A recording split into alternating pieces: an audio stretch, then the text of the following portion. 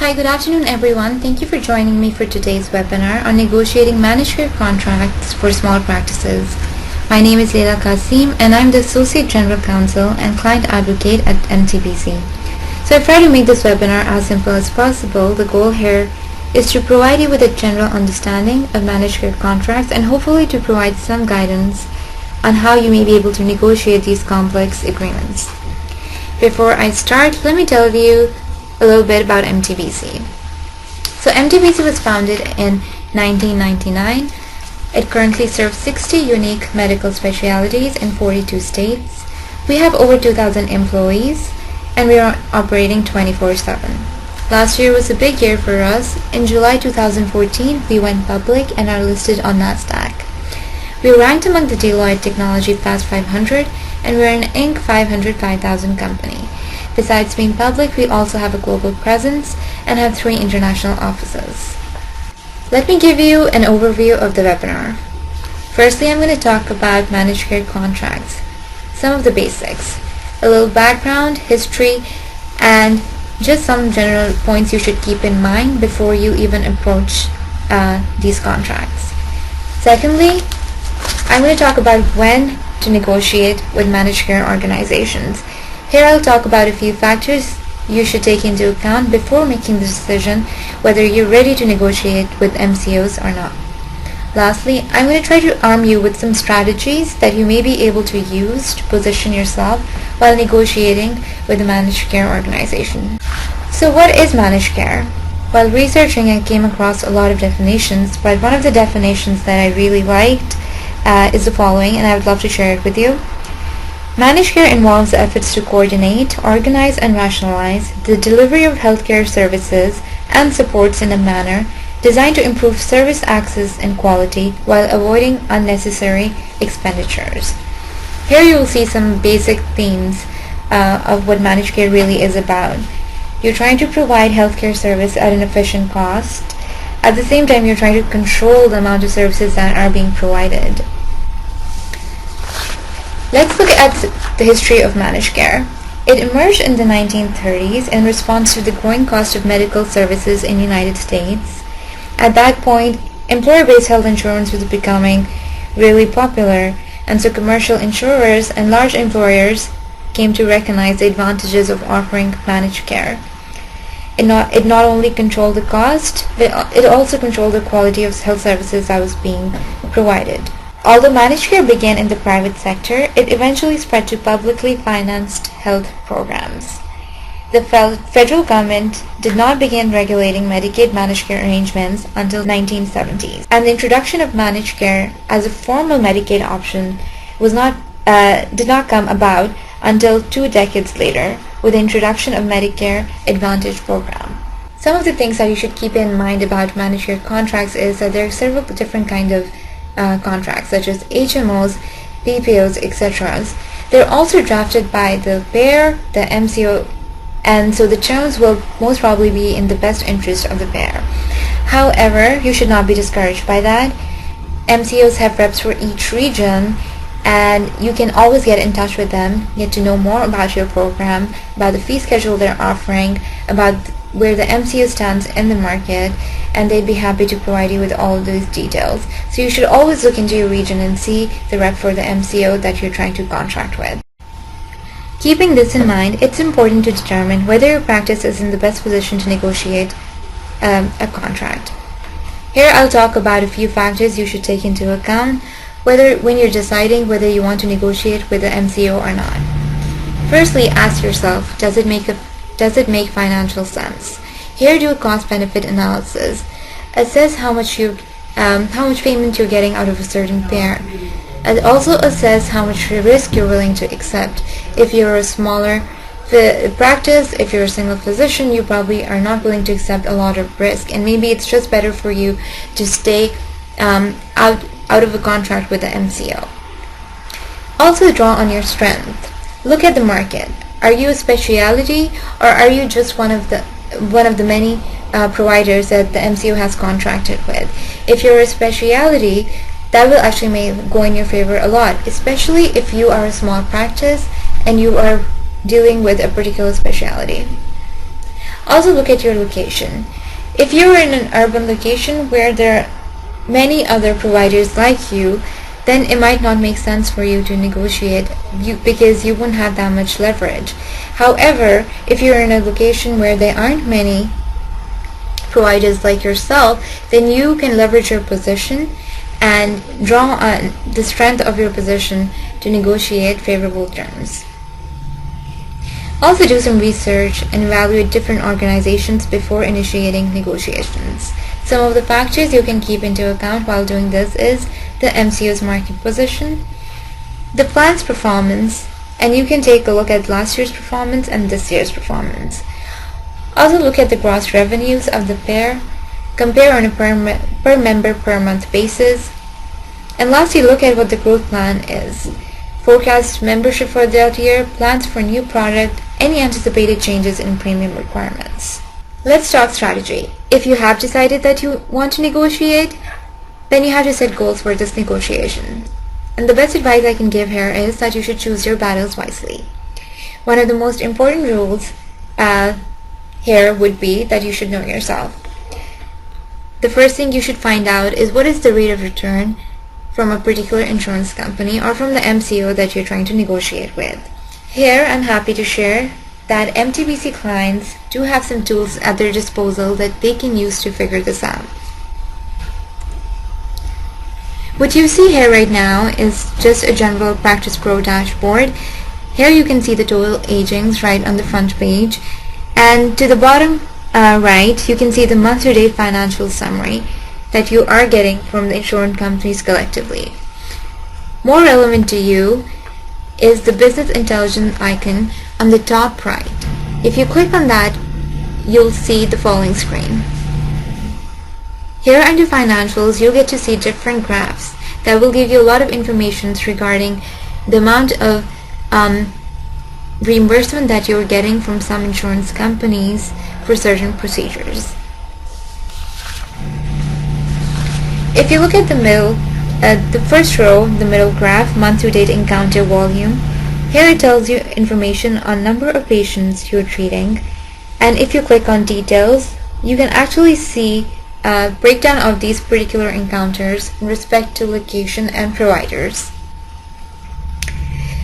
If you move on to collection and adjustment in the second row, and average charges per encounter, you're actually able to see the charges you're getting per encounter. So this way you can actually understand how much you're getting paid for a certain procedure. If you click on more, this can be divided more into location, provider, and type of encounters. These three widgets will help you determine your rate of return, and you can actually collaborate this data, which is at your disposal if you're a Practice Pro client, and make an Excel sheet or spreadsheet to understand better how much you're getting paid for certain procedures and where you're maybe making more money, or where you're losing a lot of money from a certain MCO. Once you've gotten to know yourself, it's time to know the bear. So here I would suggest that you actually look into the market where the MCO is and see whether the MCO has a significant market share, or whether you're in a region where it doesn't have a big market share. If they have a significant market share, then you know that there are going to be a lot of enrollees in that particular program, and you might want to be careful about how you set your expectations while contracting or while negotiating with this particular MCO. However, if you're dealing with a startup MCO, it might be easy for you to negotiate certain terms with them. Moving on, you should also know your competition. Here, look at the composition of the network. You can do that by obtaining a list of participating physicians in the network, or you can also obtain a list of the specialty physician network. All this information is available to you. All you have to do is ask. So, like I mentioned earlier, every region has a rep. If you get in touch with them, I'm sure, and you ask for them, they would be happy to provide you with all of these details. Also, depending on the provider, find out exactly what services are covered. Since the fundamental concept in managed care is that unnecessary services will not be covered, usually the contract will limit reimbursement to services that are medically necessary. Now, you want to make sure, after knowing yourself and knowing the services that are offered, whether you are offering those particular services or not. This will help you determine which MCOs you should negotiate with and which are not worth negotiating for. Also, you should remember that everything is up for negotiation. Please do not go in with the mindset that you're only trying to negotiate a fee schedule. Also, while you're setting goals for yourself, be flexible. See the bottom line, see what you can not part from or compromise on, and see things which you're willing to give up to maybe receive some sort of compromise from the other side. Also, whenever you go into a negotiation, look at your alternatives. For example, if you join an independent physician association, you might have a better chance of being able to negotiate with these insurance companies. This especially applies to small practices. If you're unable to get good rates, just being a small practice and negotiating on your own, then you might be able to get a lot more leverage if you join an IPA. One more important thing, if you are able to negotiate a term of the contract, get it in writing. Do not rely on oral representations. While you're talking to reps, they really don't have any authority to bind you, and oral representations can always be rebutted later. So whatever you negotiate, get it down in writing immediately. I hope the strategies help. Okay guys, now that we've been through the strategies, there's some things you should be aware of once you get to the point of reading the contract. One of the first things is look out for vague contractual language. Now, I understand that these contracts are extremely dense and extremely long, and maybe reading through them is going to be a pain, but you should keep an eye out for any vague contractual language that is present in the contract, and ask for an explanation if possible. Also, look out for any unilateral right to change terms. Since the payers' attorneys have drafted these contracts, they might give them the most favorable terms, and one of them could be any unilateral right to change terms. And since you've signed the contract, you will be bound by these terms whether you agree to these changes or not.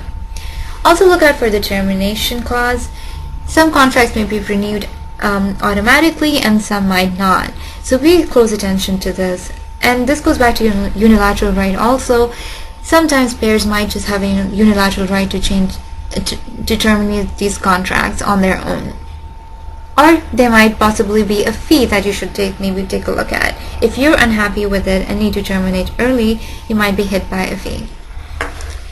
Once you know your practice and certain procedures that you use a lot of, look at the appeal procedure that the particular MCO is offering. You might want to make sure that the time limit is such that you're able to comply with it.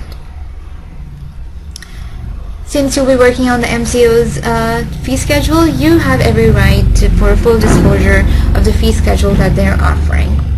So don't hesitate to ask for that. Look for other provisions such as unlimited overpayment recovery or ability of payer to pay you less than what they actually agreed on. Pay attention to the dispute resolution provisions in case any dispute arises over maybe a particular claim or even terms of the contract. Lastly, do take a look at the signability of the contract. Since you've signed the contract, you don't want to be bound to a third party and be working for them when you haven't had enough notice maybe, or when you're not comfortable doing that. Let's conclude this webinar on these 3 points. Before signing the contracts or while negotiating, you should not hesitate to ask for copies to analyze any relevant document that they refer to in the particular contract, especially if those particular documents are being incorporated by reference. So look at every fee schedule that they give you, look at every single document that they refer to, any appendix, any addendums, anything that they're referring to. Ask for copies and study them before you sign anything or before you even make a decision to move in one way or another. Secondly, do not be afraid to ask questions. It is your right to ask every question. If you do not understand anything, ask for it. If you need more information, ask for it. And lastly, do your homework. You want to make sure that you actually go there prepared to negotiate on every single term. So do your research, analyze your data, find out what the MCO is all about and what their network is all about, what their services are all about, and then go to the table and negotiate. Thank you so much for being with me for this past 15-20 minutes. I really enjoyed giving this webinar. If you do have any questions or comments or suggestions, please feel free to contact me at lkasim@mtbc.com. I'd be happy to address them. Thank you so much and have a wonderful evening. Bye.